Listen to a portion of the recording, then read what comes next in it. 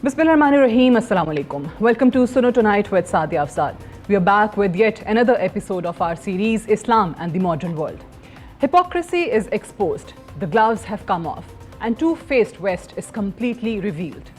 The Israeli genocide and ethnic cleansing in Gaza will be remembered as the moral collapse of the West. In the last 10 months, the Western world, starting with the US, have violated every last set of ethics, morality, and the laws that they themselves developed, drafted, promoted, and even imposed on the rest of the world for many decades. In the last many decades, West preached us their values. We were told that Western society brought liberty into the modern world, where individuals are free within society from oppressive restrictions imposed by authority on one's way of life, behavior, or political views. It was said that liberty is meaningless, where the right to utter one's thoughts and opinions has ceased to exist. The great American orator and former slave, Frederick Douglass, was presented as the hero of free speech. But in the last 10 months, we saw that the so-called Western model of liberty has shredded what remains of its credibility and brought the rules-based world order to lead to the point of no return. The full throttled Western support of Israel's genocidal rampage in Gaza has exposed the double standards of the West. The West has only its own arrogance to blame. Mainstream media looks compromised, but social media networks overflowing with the video clips of the hospitals and schools being bombed, fathers pulling out the lifeless bodies of their children from the destroyed buildings, mothers crying on corpses of their babies. But criticism of Israel, its atrocities, have been labeled as anti-Semitism and an attempt to ban outright any expression of solidarity with the Palestinian people. Regardless of Western government's support for Zionist regime, thousands of people are coming out for protests against the atrocities of Israel and complicity of the West. But their hypocrisy is nothing new to us. On one hand, West wants that the world should be up in arms about Russian aggression, but should be perfectly happy with the Israeli brutality, genocide, and ethnic cleansing process. We are told to believe that those who are fighting with Russians are heroes, and those standing against the evil of Zionism, which occupied homes and land of Palestinians, are terrorists. In simple words, it's hypocrisy. The Israeli brutalities in Gaza completely exposed the Western concepts of liberty, and no one is allowed to stage a peaceful protest or raise their voice against the genocide in Gaza. The US and European nations are becoming police states for all those who support Palestine cause or who raise objections to their own governments for providing weapons to this Zionist regime. Looking into recent weeks, thanks to social media, we have witnessed the hypocrisy of West. First, if we talk about Europe, it proved that it will remain on the forefront to protect Zionism. Taking the case of Germany, the Europe's top economy and defender of the so-called liberty, completely converted into a police state. Videos exhibit police treating their own citizens like criminals for just raising their voice in support of Palestine. Last week, German police did a massive crackdown on Palestinian Congress in Berlin, where pro-Palestinian protesters were brutally beaten, dragged, and choked. The primary aim of the Congress was to raise awareness about Germany's complicity in genocide of Palestinians by Israel, for which it is facing charges in International Criminal Court. More than 24 protesters were arrested during the brutal police intervention. And this is the latest example of Germany's aggressive crackdown on pro-Palestinian voices in the country. Unfortunately, Germans are once again on the wrong side of history. First, during Second World War, and now during the genocide of Palestinians. Moreover, the situation in the United States of America is not any different, but worse. We have seen university protests in different states, especially Columbia University remained the voice of Gaza. The police brutalities in the US against university students and professors have a long story, as there was a nationwide clampdown on university students. As per last reported information, more than 3,000 students have been arrested at pro-Palestinian protests on at least 61 college campuses across the US in recent months. If we talk about other Western nations, we have seen that whether it's Britain, France, Sweden or Italy, police crackdown on pro-Palestinian protesters is a routine matter now, and traditional media avoids its coverage. Concluding our debate here, West is full of hypocrisy. There is no liberty, and pro-Palestinian protesters, regardless of their nationalities, are considered the enemy's force. The US and Europe have become a police state when it comes to Palestine activism. Police raids, arrests, and harassment of pro-Palestinian is a routine matter.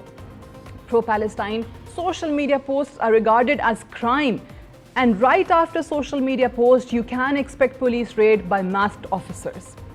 Gaza exposed West, but their residents are raising their voice in support of Gaza and confronting their own governments. Unfortunately, we Pakistanis and people of other Muslim nations stand nowhere. We have become socially and morally corrupt. This is our topic of discussion today. And to discuss this in our Islamabad studio, we are joined by Dr. Samiullah Zubairi, who is an assistant professor, Arabic literature, Allama Iqbal Open University. Thank you very much, Dr. Sami, for joining us. Thank you. With you, we have Mr. Javed Rana, who's an international relations expert. Thank you very much, Mr. Rana, for joining us. And joining us on Skype is Ms. Anam Khan. She's Associate Director, Center for International Strategic Studies. Thank you very much, Anam, for joining us on the show. And as always, we have different university students in our studio, and we will be taking their questions shortly. I'll start with you, Dr. Zubairi. The way this so-called secular, liberal and free West has actually exposed itself in this recent conflict of Israel and Palestine. What do you have to say about this hypocrisy? Because they are doing exactly the opposite to what they have been preaching to the rest of the world for decades and decades. Thank you very much. Assalamu alaikum warahmatullahi wabarakatuh. As you expressed that we are living in era of hypocrisy, and you know our economical condition is also apparently clear in sight of all first world and second world and the third world countries. But how we reached at this station, at this destination or this situation, this is not a matter of some days or weeks. It's talk about decades and centuries. Nations cannot be built in days. You know, actually we are unite on the issue of Palestine. Why? Because this was our Qibla, direction of worship. When Holy Prophet ﷺ migrated to Madina for 17 months, he performed Salah, the most important worship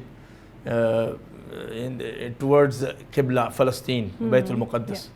So we cannot say that this is not our matter. This is matter of every Muslim, every country, even he is poor or rich. So as for hypocrisy, you see some Arab countries, and you mentioned your own country. I cannot say very clearly this statement that we are hypocrites, but there are some reasons. If you have to pay, if you have to pay money back to these culprits who are allies of Israel, how can you talk in their eyes? How can you say that we are ready to fight with you? First of all, your economical condition is worse, and you have to make it clear. This is not a solution that someone comes to media and talks with hard words and harsh words and say that we do not believe in US and other countries, developed countries. They are like single hand, single arm against Muslims. Even a big country said that if there are weapons from Russia to Iran, and then we have our own intentions to support Israel. They are single millah, single nation. As Holy Prophet ﷺ said, Al-Kufru millatun wahida. These all disbelievers are single nation. But unfortunately, Muslims are scattered in sectarianism and different sects. And we were so supposed first of all, we were supposed to be one ummah. From where came hypocrisy? From sectarianism. Yeah. So we have to get rid of this curse, sectarianism. Now people are waiting for Saudi Arabia, Iran, Pakistan. No one is helping them. Right. Why? This is the next question to the okay, guest. I wasn't obviously singling out any one Muslim country. I was talking about all Muslim countries. See, okay, he just mentioned Pakistan. I mentioned Pakistan in my intro. We can say that yes, Pakistan is weak. Economic condition is really poor. So you cannot look in their eye and talk about whatever you want to discuss, whatever conflict there is. But when we talk about loaded countries, filthy rich countries like Saudi Arabia, like Qatar, UAE, you expect much more than those countries to raise their voice for Palestine. Or he just mentioned that we have this love for Masjid-e-Aqsa, right? The historical or religious significance is there, but how are you actually translating that love for Masjid-e-Aqsa to practical actions? That's the question. You're not doing enough for that. So isn't that hypocrisy? First, let's establish that, Mr. Rana. Before going to that particular question, let me give you a very brief historical background. The Ottoman Empire was ruling over 3 continents. It was divided into, after the World War I, all those countries, all those regions which were part of the Ottoman Empire, all those cities, I emphasize cities, were divided and made into countries. The reason being was to keep the Muslims united. That was a part and parcel of the West strategy. I think by and large they have turned out to be very successful. Territorial integrity on ethnic ground, on Arabism, and when you look at a broader picture within the teaching of Islam, that is called shirk. If you make any discrimination, distinction among the Muslims on the basis of race, on the basis of territory. So that's a background. Now in a broader picture, the question that you have raised is very important. We have institutionalized hypocrisy. It's not a question of that we are not hypocrite. We are a hypocrite of highest order. And let me explain it how. The biggest threat for the Arab countries is not Israel. I mean, their rulers, what they perceive. No, it is the Hamas. They are in league with the Israel. This is a bitter truth. They are very scared of Hamas. They consider Hamas, and understandably, as a branch of the Muslim Brotherhood.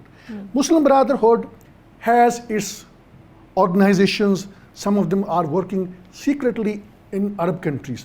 So Arab rulers feel threatened. If Hamas gains in the occupied Palestinian territory, that means that would set an example, a model. And that it was on October 7th.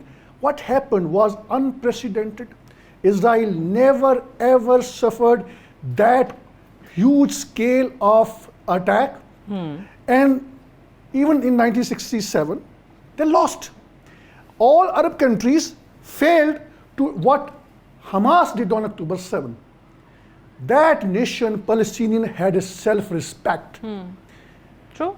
And even what US Defense Secretary of State said, that Israel faces strategic defeat. What does it mean? If Hamas survives, I'm not talking about that if Hamas wins. If Hamas survives, it is the strategic failure of Israel, and defeat to Israel. Yes. That is a problem. Now they are trying to eliminate not Hamas, but the future recruitment of Hamas. Going by what the apartheid states Prime Minister Netanyahu said, and other leaders said, they are giving biblical references to justify the killing of the children. Yeah, they do. They will grow up, they will become fighters, soldiers of Hamas, kill them, depopulate the Gaza. And there is a method in this madness. They are not trying to eliminate Hamas. They are basically pursuing their theological agenda. They have, the cover of a secular state. Israel is the only democracy in the Middle East. That's a complete nonsense. They are trying to make fool us. That is in a broader picture, I think those countries, those cities which were made countries, they are not meant to unite Muslims. At the same time, Anam, this hypocrisy which we are talking about, we have seen West jumping in and giving statements. If any such incident happens in any smaller country, in any developing country, they just call it a human rights violation right away. But what is happening here? Where have all those lectures gone? Why are they not practicing what they have been preaching? How does it reflect on their own society? Thank you very much for having me. The first thing that I would want to add here is that what's happening in Palestine is criminal, it's deplorable, it's vicious, and it's outright wrong. And there have been many states, including Pakistan, which have raised concerns, raised their voice in the international world order. But the idea is that this whole world order is being led by major powers, and those main major powers are US and its Western allies. And the other pole is Russia and China. So we need to understand that no matter how much noise Muslim community and Muslim states make, it may not help, even in different international forums like UN.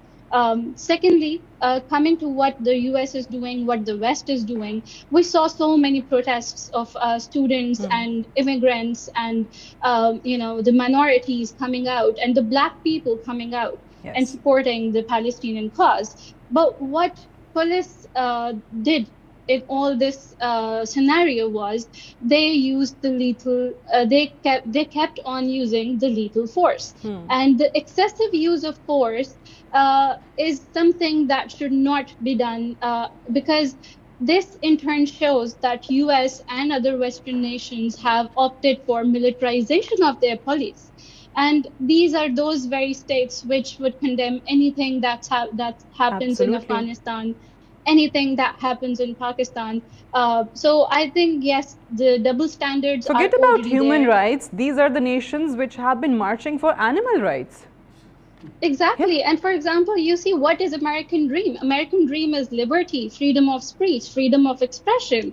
And there were so many immigrants who went to America to feel safe and follow their dreams.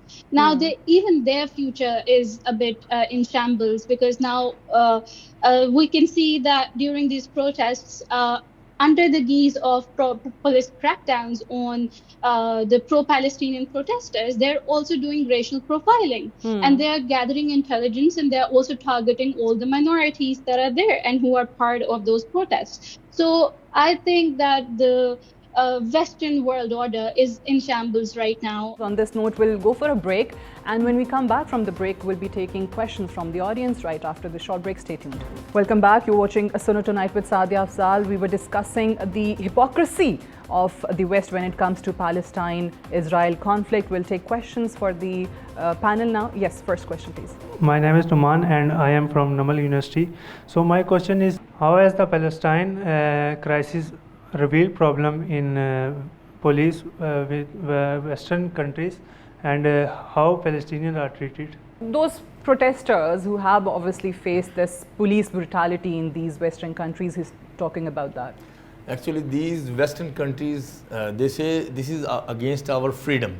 You cannot cross the limits like in Pakistan, India, Bangladesh. We are habitual to cross the limits. So that's why there is, there are brutal activities from police. Alhamdulillah, not from Pakistani police, but these who claim humanitarian laws and rules, and they claim that we are first and foremost countries in spreading humanitarian. They say the biggest religion is humanity. They claim that. We do not claim that. We say Islam is the biggest religion. Islam is the real religion. They say humanity is the real religion, and they are going against this claim. So they say you can protest, but you cannot go against our law. What is their law? Their law is that you cannot enter the place where there is red line and there is police. When people do protest against the genocide, against the cruelty and oppression of Israel, even in Western countries, so their governments come with rules and laws and civil society. all those civil societies against their governments, and they have freedom of speech. I know Western people and even American civil society, they have freedom of speech. Alhamdulillah, they have freedom of speech, but their government has powers. And like our Prophet ﷺ said, these all disbelieving nations are the single nation. And I will have a question with Dr. Rana also. If he's not a doctor. You are like doctors and more than doctors. Okay. I am doctor. The question is, I can ask question? Yeah, sure. Because this is open forum. Yes. So you said Hamas did best. Our Islam has rules about jihad. If you have 50% power, at least, to fight with the enemies, then you are allowed to do jihad. I am not telling about myself. This is from Imam Abu Hanifa, Shafi'i, Malik, Ahmad bin Hanbal, great Imams, Imam Bukhari. They didn't do jihad without preparation. And Allah subhanahu wa ta'ala ordained in Surah Tawbah, this is Surah of jihad. وَعِدُّ لَهُمْ مَسْتَطَعْتُم مِّن قُوَّةٍ. Prepare any kind of power against your enemies. Prepare. If you are not well prepared, you are striking missile, 500 or 5,000 missile. Now what is happening? You are looking and begging for peace pact, but they are not being convinced by Arab countries, by US and by UK and France and other developed countries. This is my open question. Right, Dr. Rana. I'm not sure. Because he called you doctor, so I'm referring to you. He said you are more than a doctor. I don't know what that means. I'm taking benefit of freedom of this studio. Go on. Hazrat Muhammad sallallahu alaihi wasallam, our greatest last prophet, he did order insurgent attacks against the infidels in the Arabian Sea. So, because at that particular point of time, they didn't have the power. So what Hamas did, it was an insurgent attack. So let's not confuse the jurisprudence and the factual realities. OIC could have done a lot. Yeah. They could have blocked Israel's some kind of economic blockage. That did not happen. It's a lack of will. There is a method in the madness. Behind the scene, our Arab rulers are in league with Israel. I have to repeat it. Reason being is the biggest threat to them is Hamas and another. And then they also feel that Iran would exploit the situation. There is also a sectarian angle. More than sectarian angle, it's a political internal divisions definitely have taken over. In that context, I think we have to see a bigger picture. We'll take one more question. Yes, please. Assalamu alaikum everyone. My name is Jamshed Imdad. I have a question for Rana sir. Sir, if what the entire world had recognized Israel at the beginning, so they would have a determined border and a boundary. So what do you think if they had at the first their determined border, will they able to do this type of Palestinian genocide? Well, I think the Israeli Prime Minister Netanyahu has been working for decades on one plan to make it sure that there is no two-state solution. It's quite clear. So they want Palestinians to be there subservient. They have said it. They are human animals. So they would never be given equal rights as a citizen. The other part of your question was? If they had recognized. If they had a recognized border or boundary. The reason is, Israel projected itself that it is a country which has an edge in IT. It is a country which has an edge in the weaponry. So you recognize us, forget about Palestine, we'll provide you the latest weapons, we'll provide you the latest technology in agriculture and everything. On October 7, Hamas fighters and their IT wing frozen over 3,000 their security cameras on the border. They were deep inside and they froze their internet system. This was a case of the technology of apartheid state. Reason is, you need a determination, a mind to operate in a given situation. If you don't have a will, you will just nurture one thing, fear. And let me pick up something positive. Israel has lost a war of narrative all over the world. Jewish all over the world, they have faced more than 400 violent attacks. Public opinion in the West has changed altogether. That is their victory. It means the Jewish lobby is in a shamble now in the USA. Okay. The public opinion is going to come down very hard on them. But still, despite whatever they are trying to do, you just mentioned Jewish lobby. Jewish lobbies have been really strong. They have got very strong structural organizations within the US, especially if we talk about, right, Zionist lobbies. But at the same time, they're losing at home ground when you see these students, when you see their youth coming out on streets protesting for Palestine. They have actually lost there in their own world, in their own country. Yes, one more question, please. My name is Saifullah Buzzar from Foundation University media student. My question to Rana sir.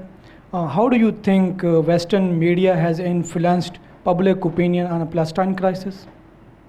Western media. Well, I think the Western media, whenever it reports and analyzes, they remind the viewers that the Hamas is a terrorist organization. I mean, that's a typical of what they do.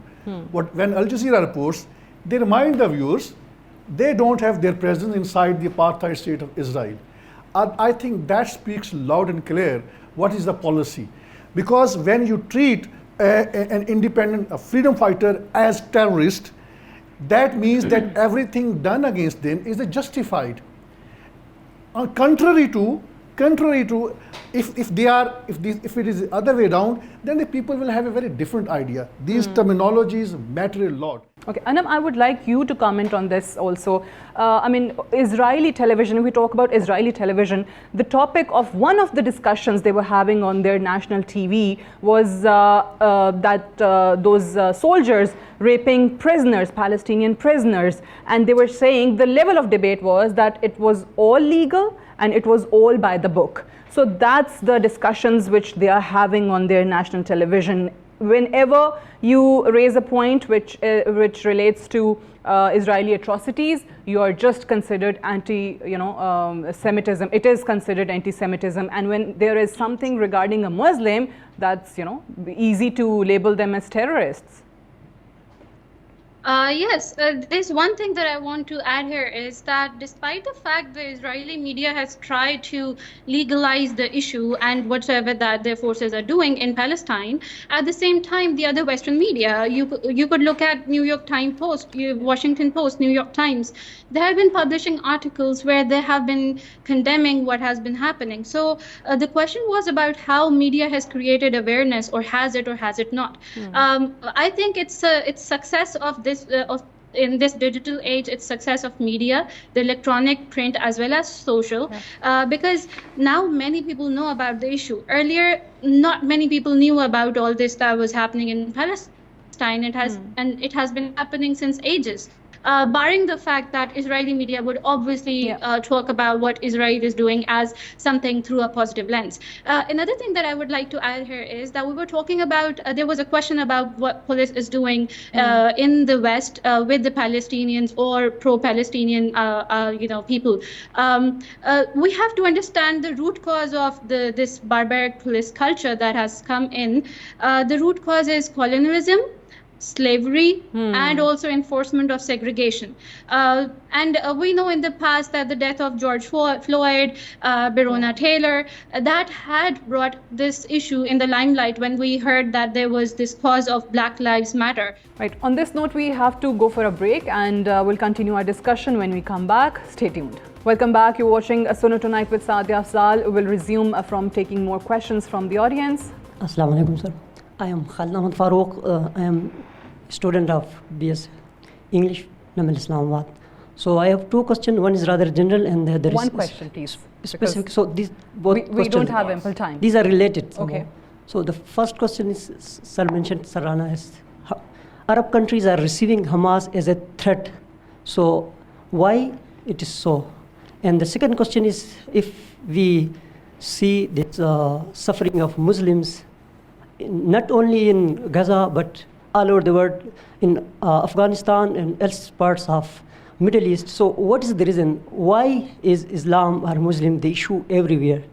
So I want the answer. Yes. The key reason that the Muslims are perceived to be threatened by the West, the reason being is that the Ottoman Empire, and before that all other Islamic empires, they ruled over them. And for centuries, for 13 centuries, long centuries, the longest period of time in the history, I believe, they have ruled over them. And when there was attack on the Turkey in the First World War in 1913, they made it sure that the country is de-Islamized.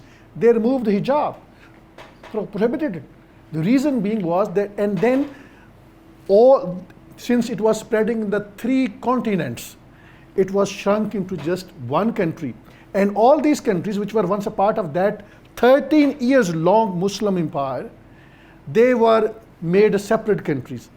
Cities were made separate countries. So I think now the West feels threatened that if Muslims are allowed to go to enforce political Islam, that means the economic structure they have built over the period of time, based on interest, it will be all over. So the only, I think, if you will look at a broader picture, something which has gone against the Western interest, 2 things have happened. Taliban, they defeated NATO and other countries, along with 57, more than 50 countries were defeated in Afghanistan in a very disgraceful manner. And you remember the Soviet Union, they were defeated. What does that mean? That means the Islam, since was prohibited in the Central Asian states, Islam was revived because of Afghan jihad in Central Asian states. Now, when the Taliban came here, returned to, they were in power, what was happening? Their judicial system was spreading in Pakistan, in the northwest, in the southwest, Balochistan, Khyber Pakhtunkhwa. So they felt threatened that this would spread. Something they eliminated after World War I, they thought that it would be revived. And if it is revived, that would have been the biggest threat to the political structure, to the economic structure of the West. Therefore, they would allow you so-called freedom of expression at a limited scale. Don't talk about their political system. Then you are a terrorist. Right. I know I have run out of time, but you have been insisting. One last question, but very brief question, and please, very brief answer. Yes. Assalamu alaikum. This is Adnan Khan from Comstat University, Islamabad. This Palestinian crisis, it has exposed a lot, many things. One, the self-portrayal of the Western society, which, the image that they built, that they are the defenders of humanity. They're not more. Two, we as a nation, no, we as a state has failed to support the Palestinian cause, and I'm talking about the whole Muslim, in that case, all the Muslim states have failed to support the Palestinian cause. But we as a nation did not, I think. Why? My question is, why not the media and the academia? Why they failed to, to play their role in terms of, making awareness and the propagating, the real situation. For example, exposing the Western role instead of, reporting the casualties that has been, happened in the in Gaza every night. Instead of reporting that, why do we fail to come up with, proper intellectual dialogue and intellectual debate? In academia, at universities, and at the media as well. Any one of you who wants to answer? Anam, Dr. I think this is only one exception. I'm seeing this program. I don't see any other program. Thank you. This is the only one exception. Thank you. That is because, the reason being is that we are so much in grip of our political issues. Let's not get into those issues. That we don't think about a bigger picture which is developing. The US imperialism is a dying down. No more it's a superpower. It is one of the great power along with Russia and China. We still believe it's a superpower. That slavery lies deep in our mind. We need to get rid of it and identify who are we, what do we stand for, and that is what Islam is, Islam's political system. Last point I want to make. We have virtually suspended those provisions of the Constitution which talks about ending the interest-based economy, which talks about ending every law which is against the Quran and Sharia, because we have institutionalized hypocrisy in our system. Even we don't talk about it. You will listen all those constitutional provisions which talks about the political interest of our elite. Right. Thank you very much, Mr. Javed, Rana. Anam, you want to add something? One liner, please. Yeah, just one thing shortly. Yeah, one liner. We look at the bad things and not focus on the positives. You look at the Ministry of Foreign Affairs, it talks about it every day. There are many government channels as well as many private channels like yours, which are already talking about it day in and day out. So we just need to look at the positives. Right. Thank you very much, Anam Khan, Dr. Samiullah Zubairi, and Mr. Javed Rana for joining us, and thank you all for your questions as well. That's all for tonight. Good night and Allah Hafiz.